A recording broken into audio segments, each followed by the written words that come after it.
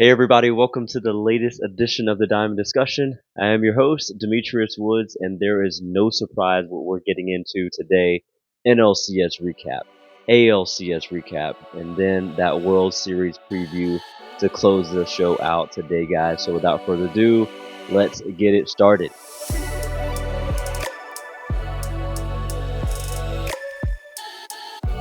All right, guys, welcome to episode again number 61. We're doing great. We're doing great, and I now have a new background right now going on. This isn't for good, however, it will be temporary, just for this week, and hopefully for some weeks in the future when we are visiting our in-laws. We were here in beautiful Myrtle Beach, South Carolina, just getting a chance to spend the week with the family. So enjoying that opportunity, and my father-in-law has graciously lent his office to me for the day to record the show. So, man, listen, I told you guys we're jumping right into that NLCS recap, followed by the ALCS. But here's the thing, man. The Dodgers absolutely surprised me in the way that they won in the series against the Brewers. I got to be honest with you. I didn't predict the Dodgers to do it in this fashion. Okay, look at that pitching staff. And I know I'm jumping in right away, but reality, right? Reality check for the Brewers is that they have and they had one of the most potent offenses of any offense in the last 5 or 10 years. I would say 5 to 7 at least. You had a couple big ones there during those Houston Astros runs right there. I think those were big time. But since then, you haven't had anything as good, in my opinion, as the Brewers. The Dodgers held the Brewers to a 118 batting average through 4 games. And you heard that correctly.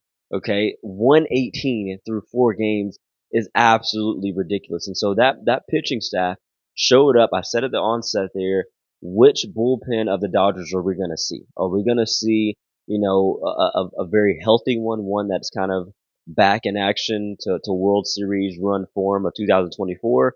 Or are we going to see a group that is coming off of injury and they're spotty, they're here and there, and just kind of, forcing Dave Roberts, if you will, to kind of, piece some things together. Also, that starting group, man, obviously with Blake Snell and Shohei Ohtani, which we'll get to Shohei here in a second, but guys, I did not expect the Dodgers to do this. And I know some of you predicted it and you predicted a sweep. You reached out to me about it, and I said, hey, you got a point, right? I said you have got a point, but I didn't think that it would come in this fashion. I thought there would definitely be opportunities for the Brewers to make noise, and they just couldn't get anything going, man. I think that was the bottom line, right? I mean, they got runners on, they got some runners on that by way of walk, and the couple of bases they were able to put together, but nothing that they could string together of substance. I mean, they constantly left guys on base all night, every game. And so when you're doing that, man, with as good of an offense as you're gonna have in LA as well, like, okay, let's not. I said the Brewers are big time, but so is LA. I don't know. I don't know where you go from there. You got to be able to have the run support against a team like the Los Angeles Dodgers, man. So here, reality check for the Brewers. Like I said, you can't go and win 97 games and then get swept in the NLCS. You just can't do it. I know it's baseball. I know we say any given night anything can happen, which I agree. But that also means that any given night, your big guns have got to come through. They have to. And if they don't, then somebody else. There's got to be next man up somewhere because everybody's somebody in the pros, right? And you don't win 97 games like this together this year, compiled with the fact that the last 2 or 3 seasons have been pretty solid and you've been right there on the cusp. I didn't say that Milwaukee would get through to the World Series, but for them to get swept like this, man, I was kind of disappointed. I was kind of disappointed in the way that they showed up. But on the contrary, the Los Angeles Dodgers, man, kudos to them. They have, in my opinion, defied some odds this year. I know they got a lot of flack, a lot of hoopla about, the guys that they're bringing over from overseas. But first of all, shout out to them for using this Japanese farm system they've got going on right now too. I think that's incredibly impressive. You put those fellas like that, alongside the likes of Mookie Betts and Freddie Freeman and Teoscar Hernandez, Kike Hernandez, you name it. those guys are out there. They're working hard, and I think Los Angeles has a good thing going right now. And hey, they're the best team in baseball. Throughout the regular season, they do enough to put themselves in position to be right where they are today, getting ready to host game 1 and 2 of the World Series. So shout out to the Dodgers, and just a special shout out to, man, Shohei Ohtani. I mean, I've run out of superlatives for this guy over and over again. I keep telling you, Shohei is worth the money that the Dodgers are spending on him if he's going to be a two-way player. If he's not a two-way player, then I don't think it's worth it. But he's a 700 million dollar guy, and he proved that again in a clinching game 4. By the way, right? Dude comes up here and throws 6 innings of baseball with 10 Ks.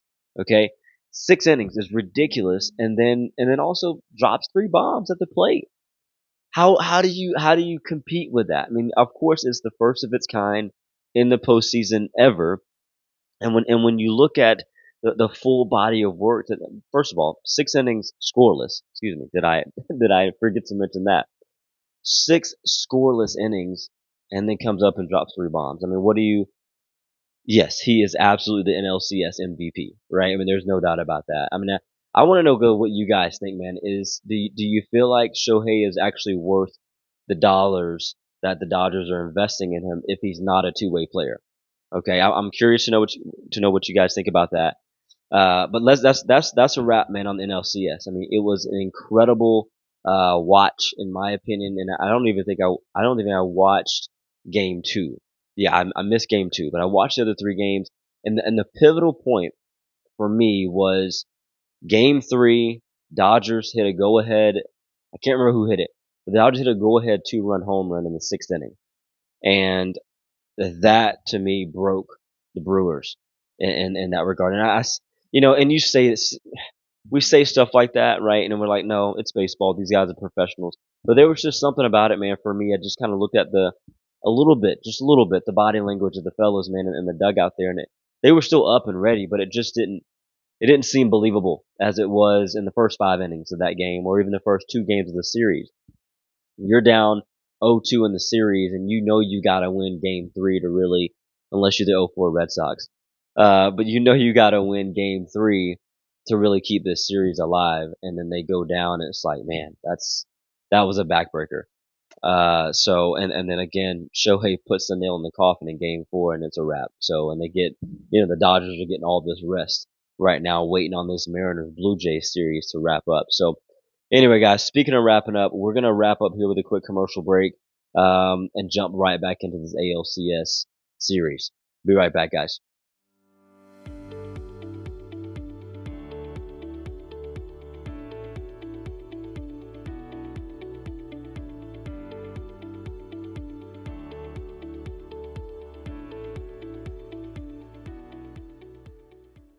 Okay, ladies and gentlemen, welcome back, and here we go. ALCS recap talk right now.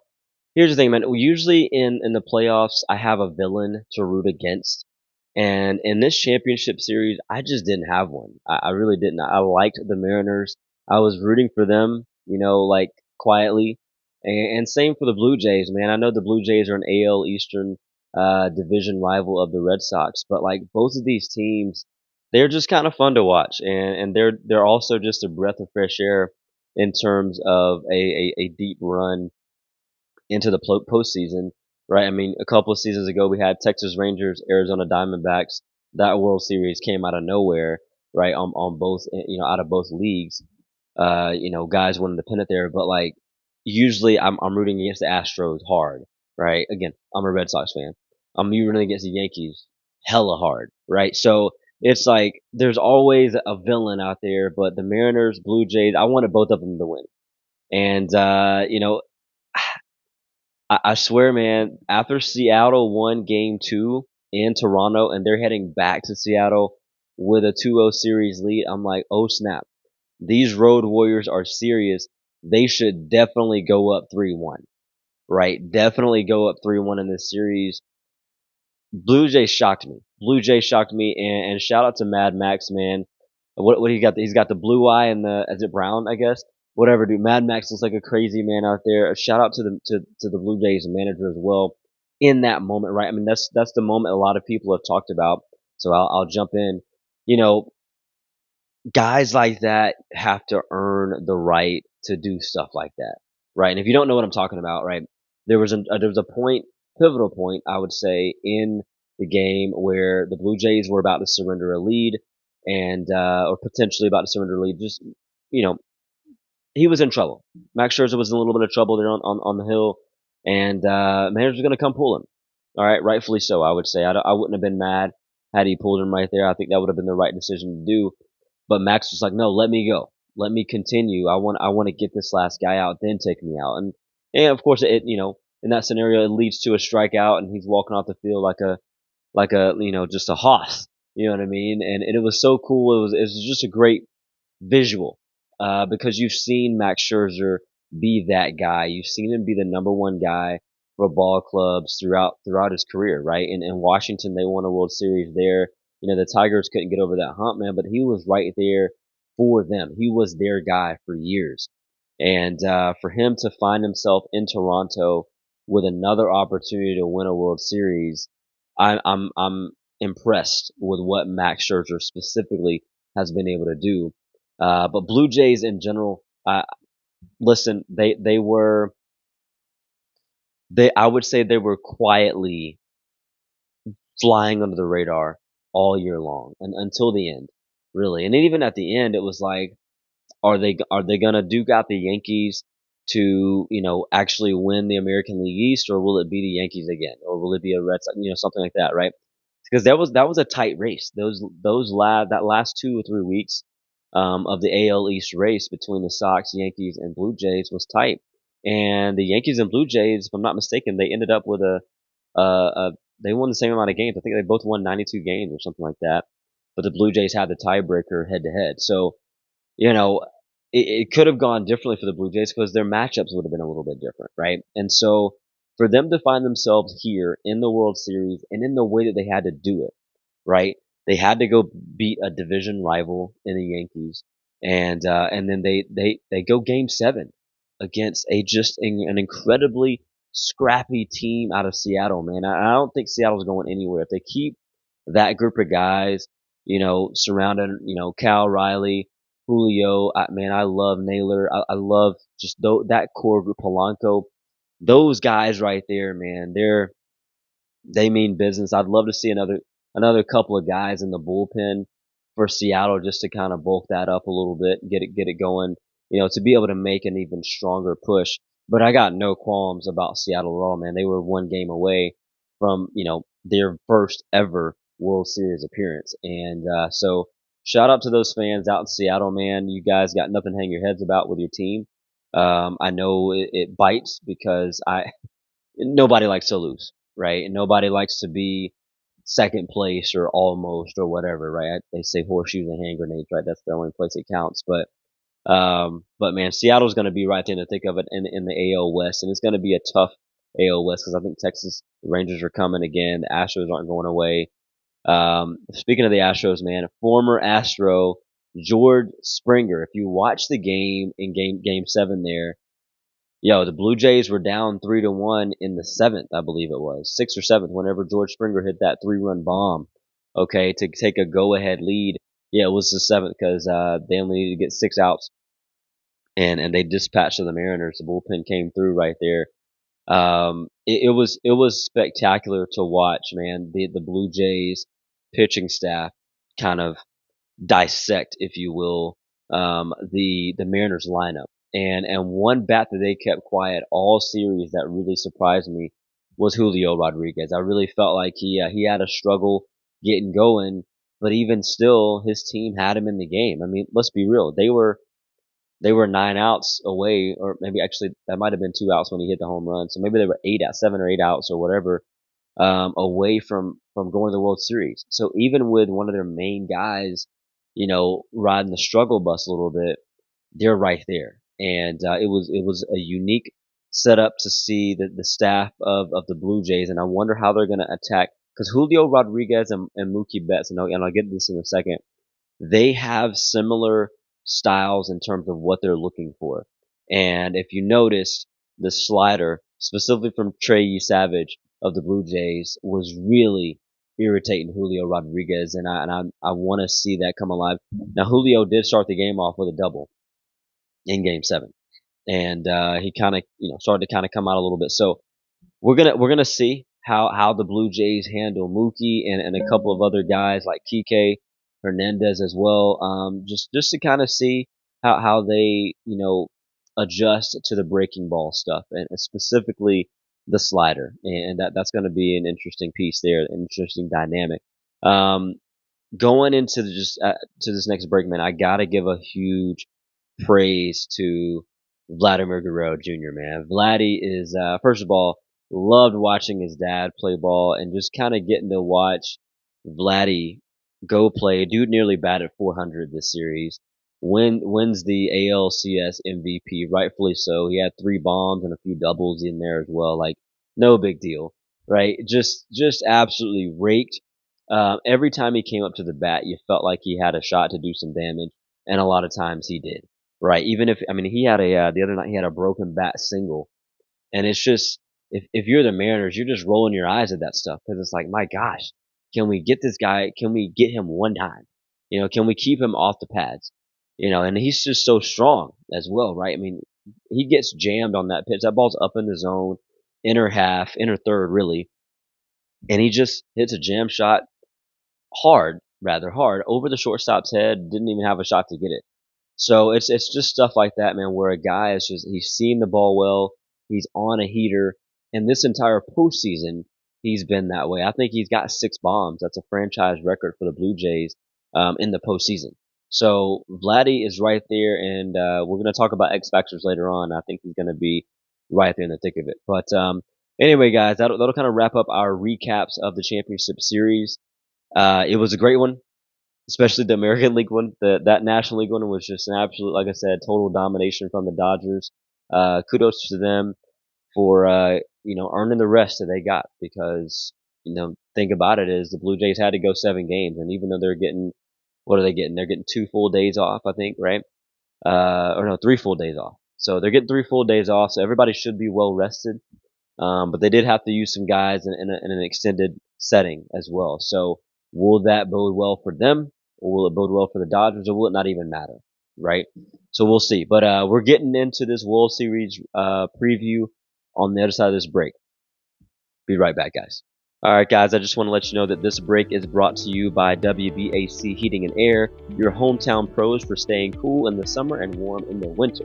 From quick repairs to full system installs, WBAC delivers reliable comfort and honest service with no surprise pricing ever. It's family owned, community trusted. That's WBAC Heating and Air. Call today and breathe easier tomorrow. Okay, everybody, welcome back to the show once again. As I mentioned just previously, the stage is set. Los Angeles Dodgers will be hosting the Toronto Blue Jays in Game 1 of the World Series this year. I'm stoked. Can't wait for it. Friday, can't get here soon enough. Listen, here's the thing. The Dodgers are trying to repeat, which is something that is incredibly difficult in the game of baseball. But they're right here, and this could be their 3rd championship in 6 years after a fairly long drought prior to that. I mean, they were always kind of right there on the cusp. They've really kind of been in this situation a lot. Not to win the World Series specifically, but they've won the NL West a ton over this 21st century. But they couldn't really get over the hump there, and now they've dare I say, they're kind of on the cusp of calling themselves a little mini dynasty here if they can get over the hump here again 3 times in 6 years. On the contrary, you've got the Toronto Blue Jays, man, their 3rd time in the history of the franchise making it to the World Series. Mind you, they won the previous 2 times they got there, as most recently as 1993 against the Atlanta Braves. So my grandmother actually went. I think that's her first time and last time getting on an airplane. She flew up from Georgia to Game 2 or 3 of that Toronto Blue Jays Atlanta Braves World Series. So kind of a fun fact there. But Listen, man, I this series is going to, as far as offense is concerned, I think it's got to go through your championship series MVPs, Shohei Ohtani and Vladimir Guerrero Jr. Right? Not going to spend a lot more time on them, but both of them just absolutely escalated their teams, and they put them. They didn't put them on their back because there were other guys from both squads to help carry the load. But man, it felt like those two guys, you almost just wanted to pitch around them.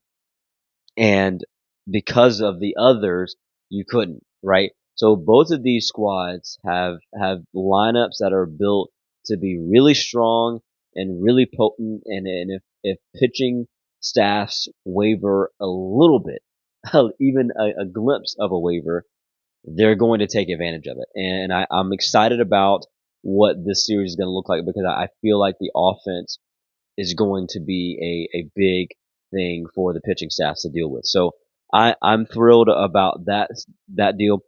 As far as the pitching is concerned, both teams have really good starting pitching. I think. I just feel like the Dodgers may be a little bit deeper in that department. Correct me if I'm wrong. I mean, maybe you feel differently. Are the Dodgers? Do the Dodgers have a better bullpen than the Blue Jays right now? Because in a long series, I feel like that will play out more than something, maybe other factors, right? There's other pieces to this game than obviously just a bullpen, but if your bullpen can come in there and stink it up, right, then that can really change the complexion of a ball game, especially a tight one. And that's why I feel like, the Dodgers may have an edge in that department right now because they have shown that they're the Dodger bullpen that LA fans want to see. Okay. And the Blue Jays, though it's gotten better, progressively better throughout the season, and they haven't really needed their bullpen to be dominant necessarily. Um, I think that puts a little bit more stress on the starting pitching. So if I'm weighing depth of, pitching as a whole, I would go more Dodger heavy just because of the bullpen. I think the starting pitching for both squads is going to be one that we can feel good about. Um, Hitting another couple points, man. Here, I was kind of writing down some notes here. I was kind of thinking about the experience and just that what we'd like to call, what we'd like to refer to as that championship DNA, right? And there's no doubt that the Dodgers have that, right? This core group has been there for a while. It's I saw this thing the other day, man. It's like the Red Sox Mookie Betts, and I'm always referring to the Red Sox, I'm sorry, but the Red Sox version of Mookie Betts was just unfreaking believable, especially the year he won the MVP there. However, he is on the cusp of winning his third chip in a Dodger uniform, and there's a chance he may be remembered more as a Dodger than a Red Sox player, right? Which is pretty likely if I'm thinking about it, right? And so all that to say though, these Dodgers, man, they have the pedigree that you're looking for in a championship caliber team. And the Blue Jays don't have that. They don't have that. They're riding the high. They're very energized. It's very clear that they're coming off of a big high, obviously in the Game 7 experience that they had at their place. They got to pop the champagne in their locker room at home in front of their fans. Like, they're amped up, right? But will there be pressure on them to get it done, right? To maybe steal a game one or game two, or will the pressure lie in the lap of the Dodgers to make sure that they hold serve and they go to Toronto up 2-0, right? Because if you remember, the format of this thing is 2-3-2. So, and I always feel like, and I'll argue this till the day I die, like this 2-3-2 format, in my opinion, favors the road team because the road team has an opportunity to clinch twice at their place, which is big in my opinion, right? Like twice in early series format, right? It's like you can clinch in game 4 and game 5, which are pivotal moments in the series. So that's all I got to say on that front for now. I'll get to more of that in a second. But all that to say, will the championship DNA aspect of it hold any weight? Right? Does it hold any weight at this point? Because you've got a slew of MVPs on the Dodgers, but then you got the likes of Mad Max, man, and George Springer, who have experience and they've tasted the World Series, and so they're pouring in to the rest of that locker room as well, man. But also at this point, you don't need any motivation to dial it in. Everybody's going to be dialed in. It's just a matter of can you execute when the lights come on, right? If you're pushed to the brink, are you gonna break under pressure, or are you gonna stand up, stand tall, and be what your team needs you to be in that moment? So I am thrilled to see that opportunity play out for both of these squads, man. As I just mentioned, the momentum right now, I would have to say it's on the side of the Blue Jays. You don't come off of a game 7 and not have any momentum at all, and especially the way that they got there. So you're down for 7 innings, and I mean the Mariners kick off the game with an immediate run to kick to start it off, whatever, and then of course the Blue Jays did respond to tie it up 1-1 there in the bottom of the first, but from that point on, the Mariners really kind of had control of Game 7, and they come back. The Blue Jays do, and they made their statement off the bat of George Springer. Can I say this though? I don't remember the number. It could be somewhere between 8 and 9, I believe. I think George Springer has like top level go ahead home run numbers, right, in the postseason. And I gotta say, man, this dude, if he is not on your, those of you who play fantasy baseball or who just watch the game in general, man, like how can you not appreciate the greatness of George Springer? I think he's highly underrated and he doesn't get talked about enough. And I know he was kind of involved with the whatevers back down in Houston, but he has really turned things on in Toronto, and I think he's been the Energizer Bunny, if you will, from the leadoff spot, man, for the Blue Jays. So that's been cool to watch him, like not necessarily reinvent himself, but play a role that a different team needs because he was able to be just one of the many weapons, right, that the Astros had to now being the fire starter for the Blue Jays and then be able to pass the bat, to guys like, of course, Vladimir Guerrero, Clement, man, he had a series last week, man, against the Seattle Mariners. I tell you, that was absolutely impressive to me. So, storyline for you guys: can the Blue Jays break through for the first time since 1993 and win the World Series, or will the Dodgers pull off what I would say an incredibly difficult feat and repeating in Major League Baseball? So that's my question for you. But listen, guys, we will join you here in just a few moments after this next commercial break with a few more World Series previews, and I'll wrap this thing up with my prediction. Be right back. Here at Impact Financial Alliance, your future is our focus. Whether you're planning for retirement, building wealth, or securing your family's future, we offer personalized financial strategies that make a difference. With expert advisors and values-driven guidance, we're not just managing money, we're helping you build a legacy. Impact Financial Alliance, where your goals meet our purpose. Okay, everybody, welcome once again to the show. I want to dive real quick into some advantages and weaknesses for each team. Starting with the Dodgers, I think one of their biggest advantages is that they have depth in really every facet of the game, right? I mean, they've got depth in the pitching department, their lineup, their fielding at that, and I think that's kind of underrated. Let me talk about that for 2 seconds here, because they have a lot of guys that they can throw at you on the field in a very versatile format. And I know for me, as a former softball coach, I love to be able to mix and match players, and I love a good utility player. Let me put it that way. And the fact that Mookie Betts, no surprise, my favorite player, this dude is in line potentially for an American League Gold Glove at shortstop. By the way, a position he just picked up this season, okay, consistently. So, he was our center fielder in Red Sox country up in Boston, right? And played a lot of right field for the Dodgers the last few years, and now he's filling in that role as a shortstop and doing crazy work, man. Just the other night, he had one of those patented Derek Jeter throws, in the hole, jump hop, gunned it over to first base, just kind of one hop skip. Freddie Freeman made a beautiful skip. Shout out to former Atlanta Braves guy, man. We miss Freddie down in Atlanta. But they've got depth. Okay, they've got depth everywhere, and I think their defensive depth is something that a lot of teams don't have, and so I kind of appreciate that a lot as a coach who likes to see versatility on the field. Another obvious advantage is they've got the star power, right?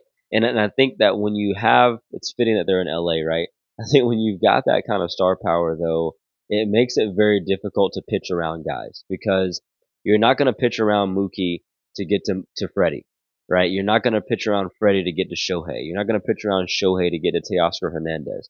Okay, those guys are just they're so good that you just and they're so packed and jammed in that lineup. Dave Roberts has done a fantastic job, in my opinion, of constructing that lineup the way he has, so that a lot of his guys they don't see bad pitches a lot of times, right? They have to see you know the stuff, right? And when I say the stuff from pitchers, they're gonna have to see the fastball, not the junk all the time. And when when those guys get fastballs, man, they can be ready. They can be hot and heavy on it. And on all of that group of lineup that I just mentioned right there, they have the ability to go all field with power often. Okay, so it's a tough lineup to be facing, man. And obviously they've got the experience in clutch games. I told you before, this group of guys has been together for a few years, and they've been able to win together for a few years.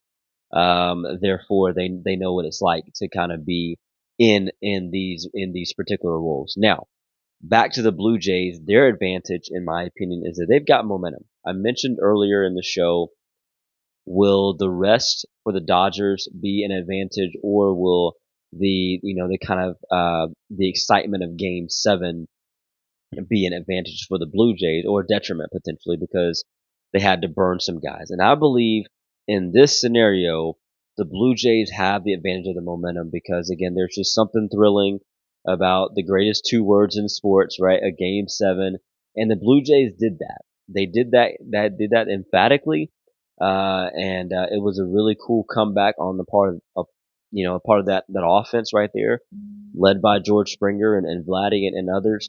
So I think they've got Big Mo on their side. But one thing that I like to point out about the Blue Jays, and I've said this before about these guys, they're not trying to hit the long ball all the time.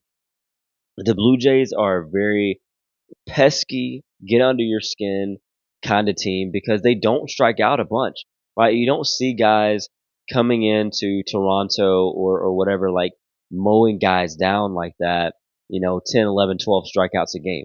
They are a very much a put it in play, find a hole, hit the single, whatever it is kind of team, and then they just kind of nickel and dime you here and there. And over the course of a ball game, you look up and they've got 6 or 7 runs. You're like, oh crap, how'd that happen?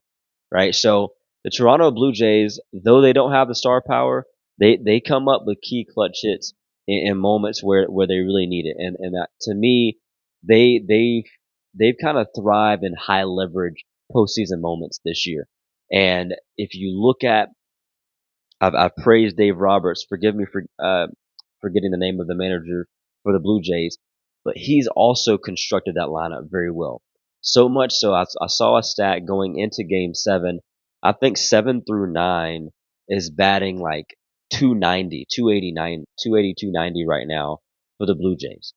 And I think the Mariners 7 through 9 at that time, they were batting less than 100. That is mission critical. If the bottom 3 guys of your order are batting nearly 300, the opposing squad is in trouble. Okay. So, and not to mention that you have the guys, you have the offensive production at the top of the order. It's not just the bottom of the order doing it by themselves. So that's a huge advantage, man. They've been right there with the thick of them. Now, to talk about weaknesses, I almost didn't even put this one in there just because it's such a human thing to say, I think, now in sports. But the Dodgers do have some high expectations. Do I think this is truly a weakness for them? No, but it can be something that when the rubber meets the road, it could rear its ugly head, I would say. So it's not a weakness right now, but it could be. So there's that. The other true weakness, though, that I believe they have is that they're just kind of beat up. They've been beat up all season. They've had to kind of fight through a lot of different injuries. They're getting guys back, obviously, but everybody's not Nobody's 100% at this point in the season anyway, but the Dodgers really are not 100% at this point in the season. And so it'll be interesting to see, can they put together another sound series. Obviously, it helped that they swept the Brewers and they could play less games by doing it. But they of course they swept the Reds.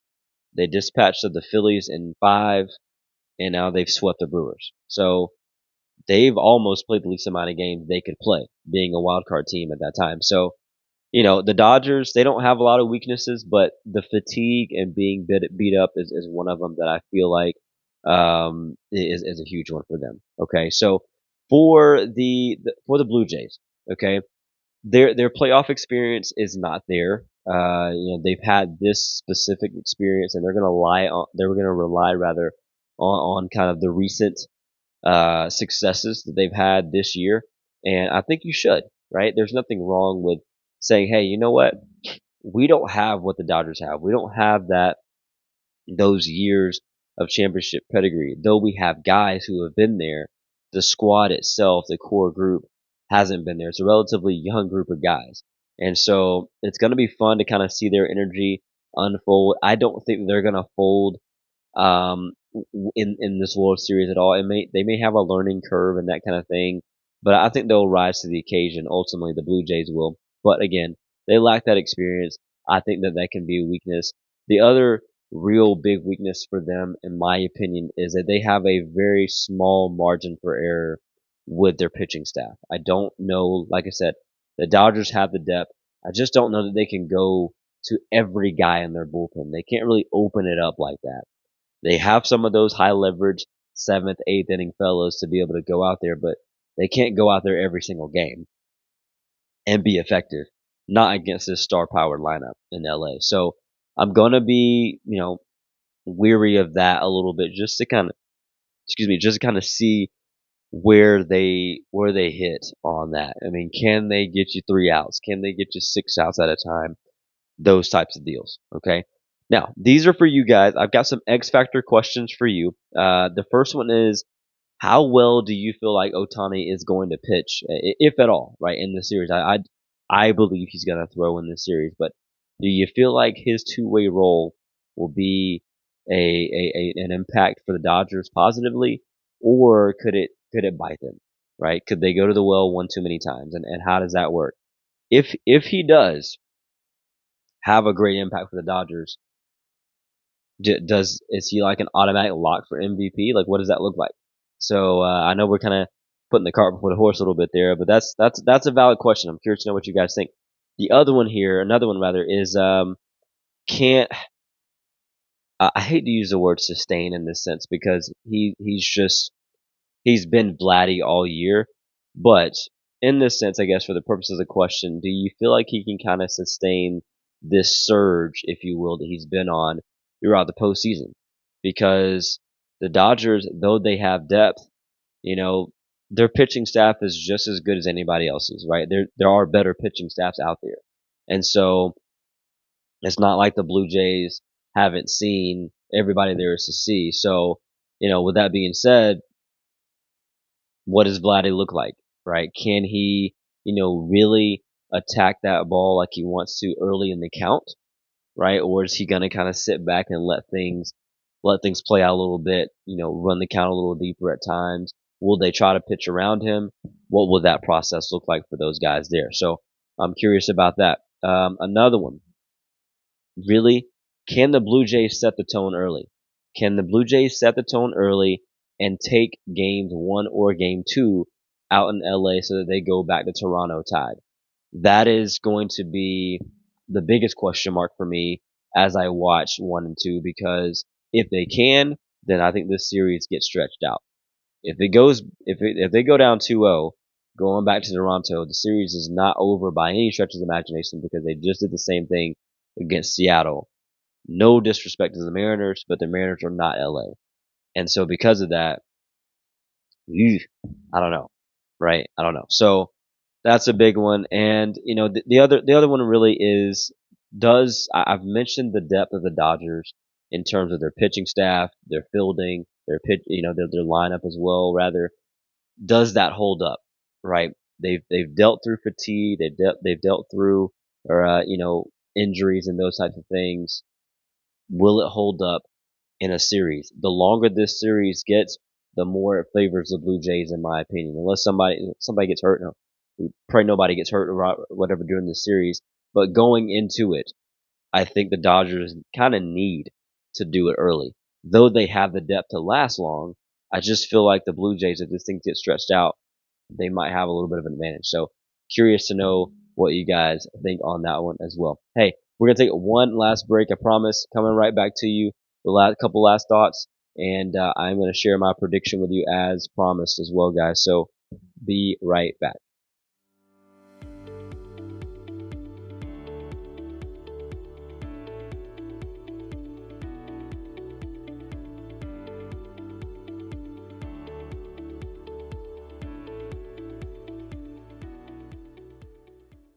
Welcome back, guys, for the final time here on the show. Listen, we are getting closer and closer to prediction time, but just got a few more nuggets for you, starting with just the game format. I am curious from you guys, how do you feel about the Major League Baseball format of a 7 game series? It's right now, it's 2-3-2. I think the NBA is 2-2-1-1-1, right? Which I prefer. I know it's a lot more travel on the players. However, in terms of home field advantage, I like that a lot better. I love the idea of you getting, the home team gets, or rather the higher advantage team as well, rather. In the NBA, they're getting games 1, 2, 5, and 7 at home. Okay. And when I say 1, 2, 5, and 7, I mean, that's, we could say every game has its level of pivotalness, right? But 1 and 2 is huge. Obviously, you're setting the tone there. But getting 5 and 7 as well. Like obviously, game 7 is important, but one of those middle games like that is big. Uh, I think that this format really puts the road team at ease a little bit because to me they know that, hey, listen, all we got to do is really go get one and at their place, and then like we got 3 games at ours. We could actually run the table at home and wreck the series, right? So that said, I don't know what this is gonna look like. Just because it's and will they ever change it? I don't know.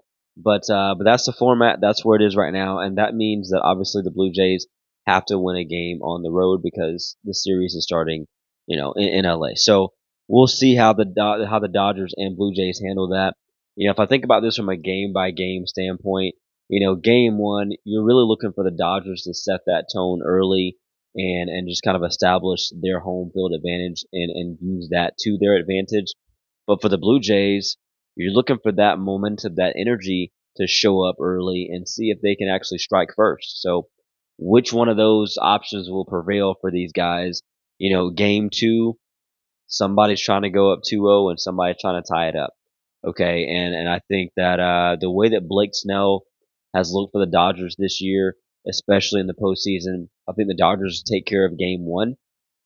I think the Blue Jays have to figure out a way to win game two to make sure that this series is not.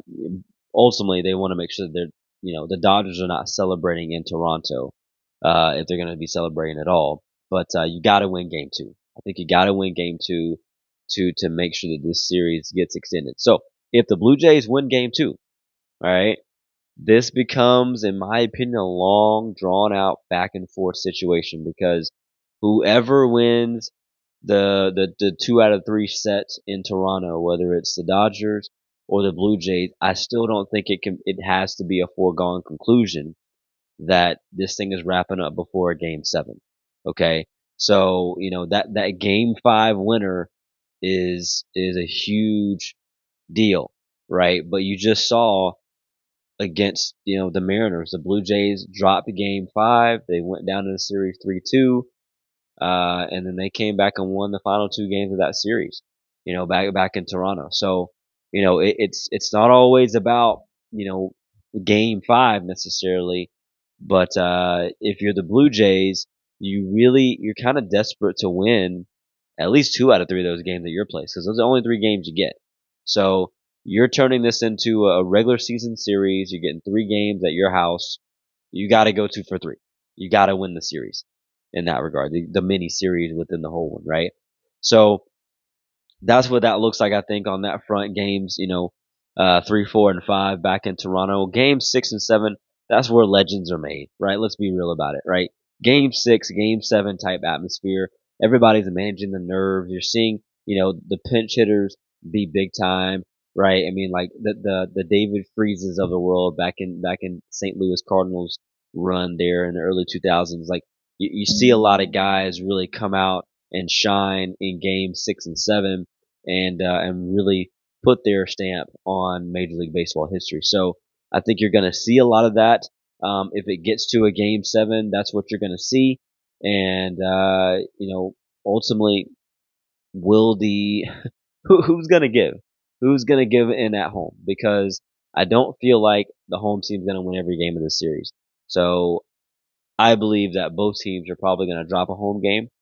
Um, but I don't know. We'll see. So my prediction's coming, and it really, I think I'm sure I haven't even looked at the sports books out there, but I'm sure that the odds have the Dodgers, you know, as a favorite. I don't think they've got them like overwhelmingly favored to win this series, but I think, like I said before, like they've got the advantage of depth.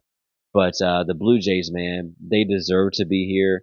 Though they are a slight probably underdog, just because of the star power and the pedigree of the Dodgers. Dude, they are not by any stretch of the imagination a pushover, and the Blue Jays are going to give the Dodgers a run for their money. But with that said, my pick is in. I am picking the Dodgers to win this thing in 6 games in LA at their place.